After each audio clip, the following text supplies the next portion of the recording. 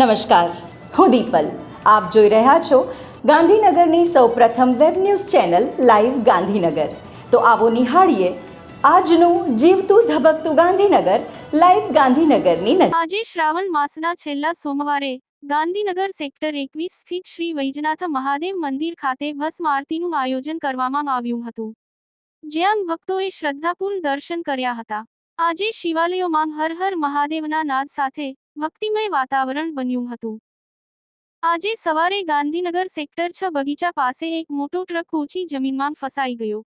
ગાંધીનગરમાં છેલ્લા ઘણા સમયથી શહેરીજનો રસ્તાઓના મરામતના અભાવને કારણે ત્રસ્ત છે. કહેવાતા નવીનીકરણને કારણે આખાય શહેરમાં રસ્તાની હાલત ખૂબ જ ખસ્તા થઈ ગઈ છે.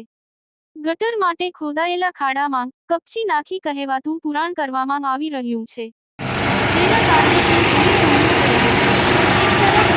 પાણી અને બીજી તરફ તંત્ર દ્વારા નિરાશાજનક કામગીરીને કારણે ગાંધીનગર વાસીઓ ખૂબ જ પરેશાન છે.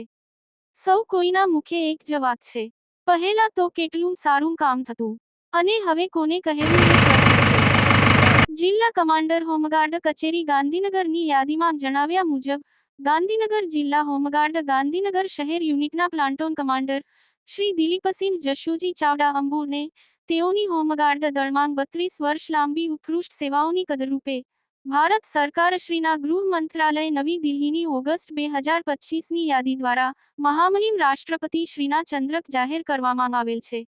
મહેરબાન commander general Shri home guard Gujarat રાજ્ય અમદાવાદના 14મી ઓગસ્ટ 2025 મુજબ 15મી ઓગસ્ટ 2025ના રાષ્ટ્રીય પર્વ ઉજવણી પ્રસંગે હોમગાર્ડ ભવન અમદાવાદના પરેડ ગ્રાઉન્ડ ખાતે મેનેજિંગ ડાયરેક્ટર સિવિલ ડિફેન્સ અને કમાન્ડર જનરલ શ્રી મનોજ અગ્રવાલ દ્વારા પ્રમાણપત્ર એનાયત કરવામાં આવેલ. શ્રી ચાવડાને મહામહિમ રાષ્ટ્રપતિ શ્રીના ચંદ્રક જાહેર થતાં સમગ્ર જિલ્લા કચેરી સ્ટાફ અને તેમજ વિવિધ અધિકારીશ્રીઓએ અને હોમગાર્ડ દળમાં ઉત્સાહની લાગણી પ્રવર્તી છે. હોમગાર્ડ સભ્યો, અધિકારીઓ દ્વારા તેઓનું સન્માન કરી અભિનંદન પાઠવવામાં આવ્યા. ગાંધીનગરની શૈક્ષણિક સંસ્થા સેન્ટ ઝેવિયર્સ ખાતે 79મો સ્વતંત્રતા દિવસ ઉત્સાહ અને દેશભક્તિથી ઉજવાયો. આ કાર્યક્રમમાં મુખ્ય અતિથિ તરીકે સંજય થોરાત, જેઓ સાહિત્ય, સમાજ સેવા, રમતગમત અને રાષ્ટ્ર નિર્માણમાં ગાંધીનગરમાં જાણીતું વ્યક્તિત્વ છે. તેઓ તેમના પત્ની શ્રીમતી ગાયત્રી થોરાત સાથે સેન્ટ ઝેવિયર્સ હાઈસ્કૂલના આચાર્ય ફાધર અરુલના હસ્તે તિરંગો લહેરાવવામાં આવ્યો હતો. આ પ્રસંગે father George, father Patras, father Roland, Eliza madam, Nisha madam અને માર્શલ મેડમ હાજર રહ્યા હતા. શાળાના દિશા ટીચરે મુખ્ય અતિથિનો સવિસ્તર પરિચય આપ્યો હતો.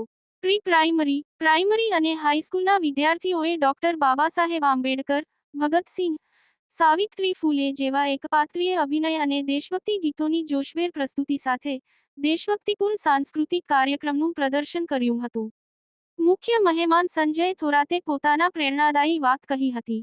આ કાર્યક્રમમાં કલ્ચરલ કમિટીના ડોલી ક્રિશ્ચિયન ટીચર, નીતા ટીચર, લીના ટીચર અને વેલફેર કમિટી જીગર ખમાર સર, રીટા ક્રિશ્ચિયન ટીચરે કાર્યક્રમને સફળ બનાવવામાં મહત્વની ભૂમિકા ભજવી.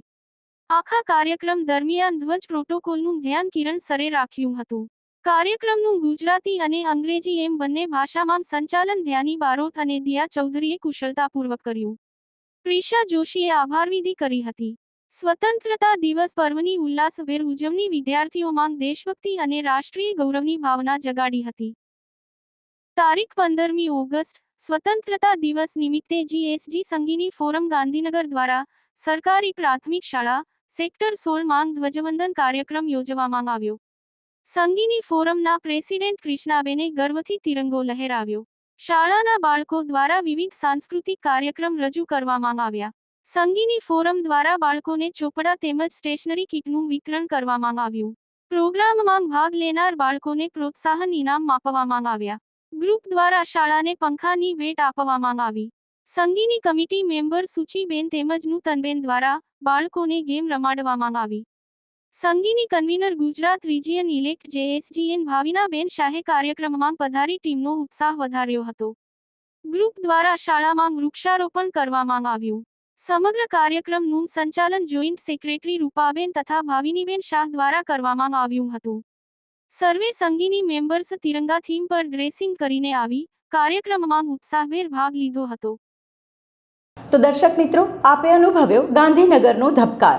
આપની આસપાસ બનતી આવી જ ઘટનાઓની જાણકારી અમારા સુધી પહોંચાડવા માટે સ્ક્રીન પર દર્શાવેલ નંબર પર વોટ્સએપ દ્વારા અથવા ઈમેલ આઈડી પર મેલ કરીને આપ અમારો સંપર્ક કરી શકો છો. ધન્યવાદ.